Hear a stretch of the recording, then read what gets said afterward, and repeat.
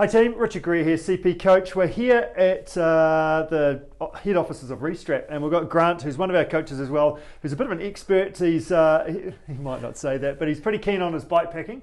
And today we're going to have a bit of a look at, I guess, what different options are available for carrying our gear, and how do we actually pack our gear. We've got a trip coming up, about 450 odd Ks over 4 days. We're not tenting, we're staying in accommodation, buying our food, etc. along the way. And Grant has set this up as my sort of initial kind of setup to go and have some fun, enjoy riding my bike and having a bit of an adventure. So Grant, could you kind of talk us through what this is about and why you've got the bags where you have? Yeah, thanks Richard.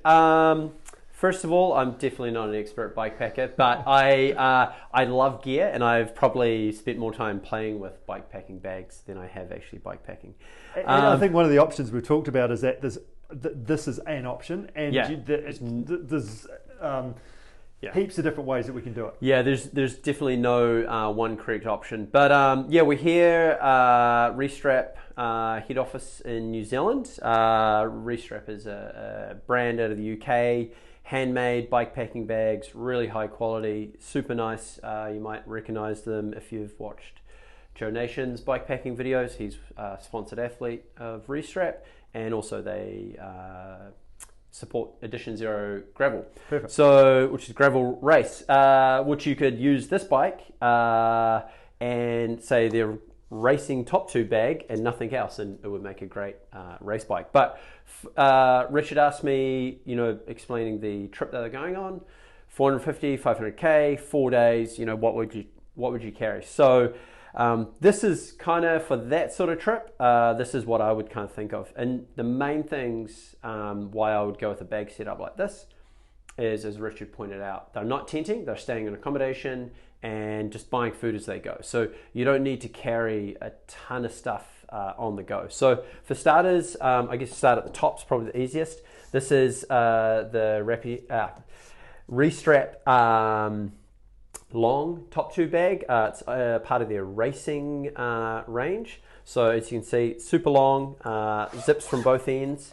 And in here, I would have all the snacks that you want to get at during the day. I like the size of that based on I would just fill it with snacks pretty much. Like all the Snickers bars, all that stuff that you're going to be just snacking on during the day. You might keep things, maybe your phone, or probably like a USB battery bank, stuff like that. I wouldn't keep any tools other than maybe like a little dyno plug if you're going tubeless, because that you want to get at real quick. So having that super handy up here is always good. Mostly stacked. Easy access. So I'm riding and I can get into that as I go. Sweet. Exactly. What I really like about a lot of these Restrap bags is the little elastic mesh pockets there. So really good for rubbish, just stuffing rubbish and bits and pieces in there. So, and then moving on to this half frame bag. In here, I would be keeping most likely, you're putting your tubes back here, spare tubes, and your toolkit. Some of that heavier stuff, maybe your battery bank goes in there, maybe your buff or your warm gloves, just kind of depending on what you're putting in the back of your jersey. Maybe like your pure electrolytes, just stuffing that kind of stuff that you might get at once or twice during the day. More solid food possibly, that sort of thing. Then obviously you're going to have your 2 bottles, keeping that weight down, nice and low. Weight low, Yep. Some people will use like another bottle cage and like a little, like they call it like a little keg down underneath if you've got the clearance, and you can load that up with all the really heavy tools and stuff as well. But kind of depends. That's not much fun to get at if you've been biking through like farmland. And that's right. But if they've got it, that's a plastic. It's got a lid on it. It sits under there. It sits under there, and that's really like your tools and your tools or your spares and stuff. Because that stuff, obviously bike packing, and it's for another video maybe. But all that stuff, spare cleats, spare chain, and you need chain brake. There's all these kinds of things because you need to be self-sufficient. So I'll be looking at that. We have this really cool little bag on the front. These are really popular just for like anytime use, really, I guess. But what I would look at maybe with this, it's a little bit tricky the way it is set Swing up it there. around, yeah. You'll swing it around. A little bit tricky. We've got it under the cables. It's always a challenge with bike packing bags. But I'd look at maybe trying to stuff like those things that you want to get to easily during the day, just in case. So maybe that could be waterproof gloves, or if you can, waterproof pants, possibly even a jacket, just kind of depending. Great spot for arm warmers, leg warmers. I tend not to try and put really heavy stuff here, because it can, even you strap it down and you get it really tight, they can bounce around a little bit. So I tend to, go lighter, bulkier stuff in one of these bags. Now, if Richard was going on a overnight trip like this and they're carrying a tent, then maybe you'd look at more.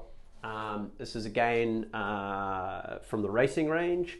It's a cradle, and you could put a tent in here, obviously to strap it on, or it does come with a dry bag as well. And we'll move to the back now, and I'll show you why I'm a big fan of the Restrap racing range. So here in the back, we're staying at accommodation, so campgrounds, motels. Super easy, because you don't have to carry all that stuff, which is awesome, because you get to ride your bike and it still feels like a bike. It's not bogged down. We don't have a cooker and don't have plates. You don't have to worry about any of that stuff. So in here, you would be carrying, I would think, maybe like nice dry layer, like a merino base layer. Maybe just a pair of lightweight running shorts, so it's super minimal. Maybe a pair of flip-flops for around camp, dry socks, and down jacket. Yep, nice insulating layer down jacket. So if you're staying indoors and you're eating at the pub, that's kind of all you need. Can we get to the pub with running shorts?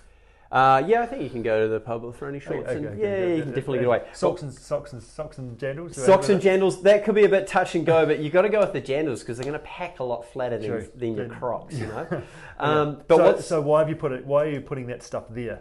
Well, you don't need to get it during the day. You might need to get to your puffer jacket. That would be like the last thing I put in. So it's the first thing to come out. If you are, stopping at a cafe and it's quite cold and you've got them wet during the day. You might even put your rain jacket in here, but obviously you want to keep everything dry in here. So you don't want to mix that stuff up. You'd be putting it in there, or depending on how big it is. As well. Yeah, or that's a good point. This side, this is where I would put my, that's actually where I'd put probably my battery bank. So it's a separate little pocket.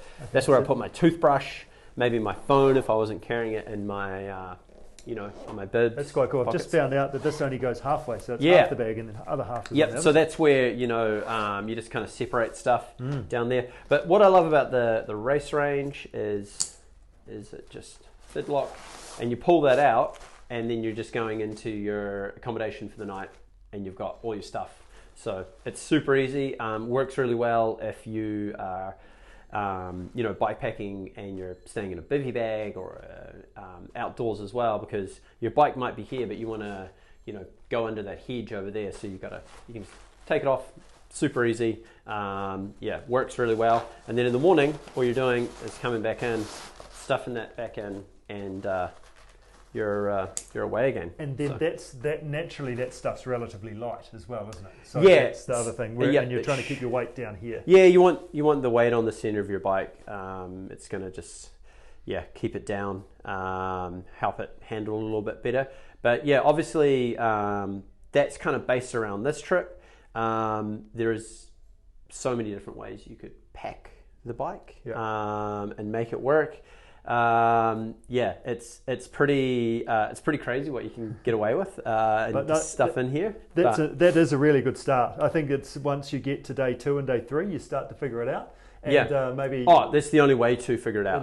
You just go out and use, because everyone's different. 100%. And also you set up with your bags. But that's a great start, and some good bits of learning around how you pack your gear and where you put it on the bike to make sure that you can go and have a good time out. And the other one you can get away with to give yourself a little bit more room is like the little like packable packs. Just having one of those stuffed in a jersey pocket or in your frame bag. So if you're going into the shop, you just load that up and you can bike around with that for an hour or two, slowly so eating like the... with like a bag that you wear, like a school Yeah, bag type bag. yeah, just a little Really pack lightweight. or a little, you know, like the over the shoulder, like you see the guys that are, you know, racing Grand Tours, they grab them off the little Musette. What's it that's called? right. I don't know what it's called. Is it bag, something like that? Yeah, so something really simple like that. That's another... For your Chelsea buns or your custard squares. Yeah, exactly. Just fill that thing. Because it is huge, but it can only take so much custard square. So, yeah, I mean, that's a really basic setup. The other one, with this racing top tube, it's awesome how big it is, but some bikes with standover height, it won't take it. So the other one that Dale here pointed out to us was the smaller top tube, and then the rear one. So that one you'd put on the back there. You know, obviously you remove this one and you put that there and there. So you have front and back, and it's a little bit more modular, I guess. But same theory, fill that with snacks. Some people will have these ones at the back and that's their tools. Or some people have it and it's just their electronics. Yeah, it really is trial and error on what works for you. But yeah. Job done. Awesome. Yeah. Thanks, Grant. Sweet. That's great. Yeah, no worries. How was that? Yeah, good. It's probably on the long side of halfway.